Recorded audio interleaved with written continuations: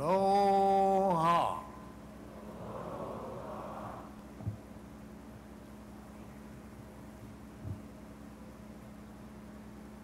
This is a special time when we've come together to celebrate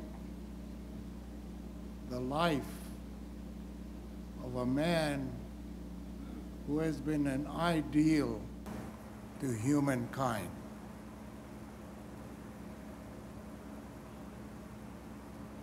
When my wife Millie and I first heard the news that our dear friend John Van Dyke had passed away, we were deeply saddened and really shocked.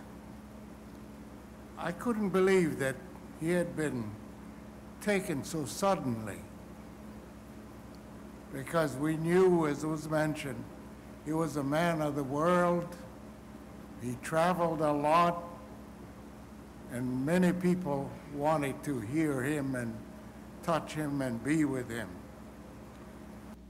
Just a week before his death, John had come to the Honolulu airport, and after a long trip home from Washington to greet his son, Jesse, and Millie and I also, as John always did, always. He met us there with Lay. He was full of life as usual,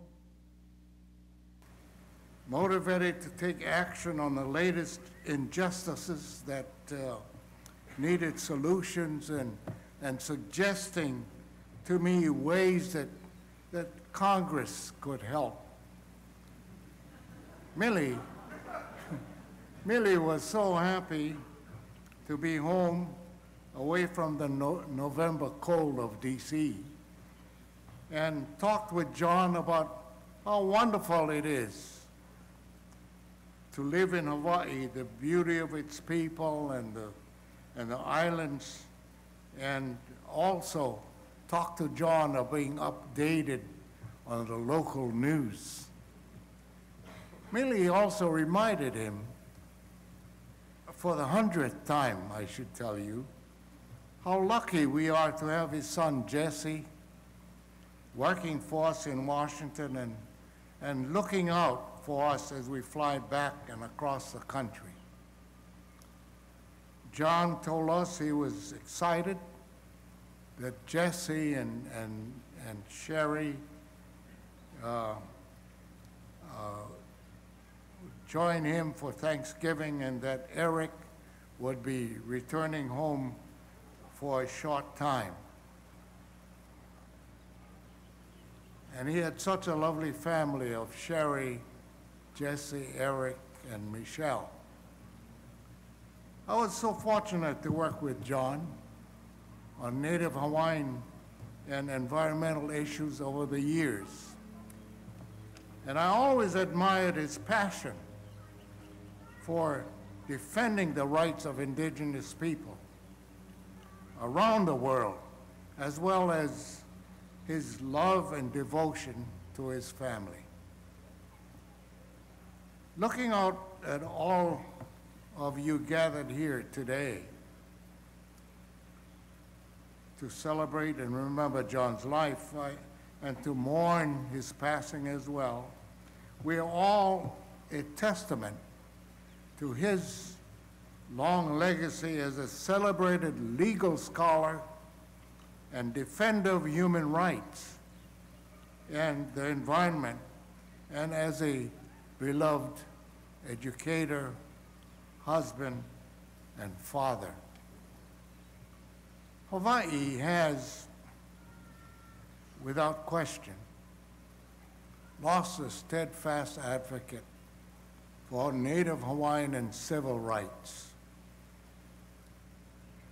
A leading expert on Hawaiian land and water rights law, and a tireless advocate for public lands and natural resources. The world The world has lost a man with a brilliant legal mind, a compassionate heart, readily willing to travel great distances to promote and uphold international human rights and to preserve and protect the environment. John always stood up for what he felt was pono.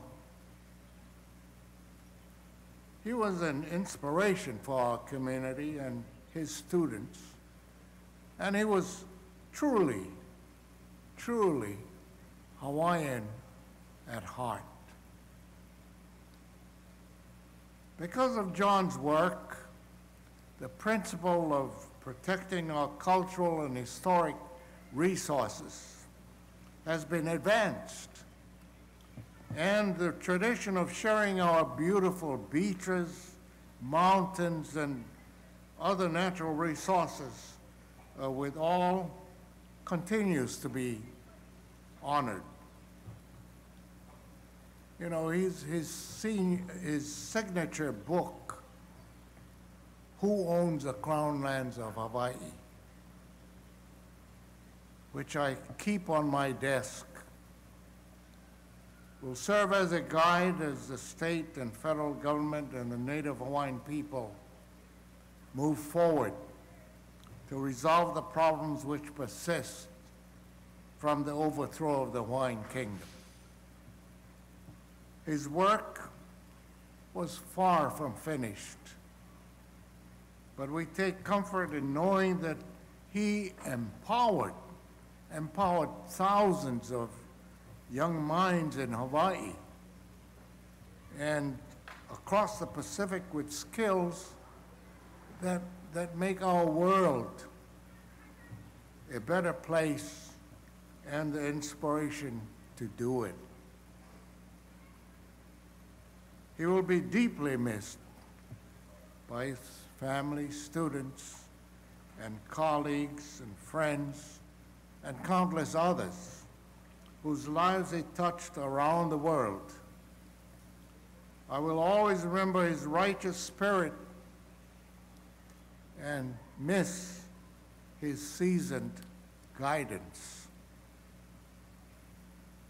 On behalf of Millie and our ohana and the people of Hawaii that I am honored to represent, I extend our warmest aloha and heartfelt sympathy and prayers to Sherry, Jesse, Eric, and Michelle, and the rest of his family.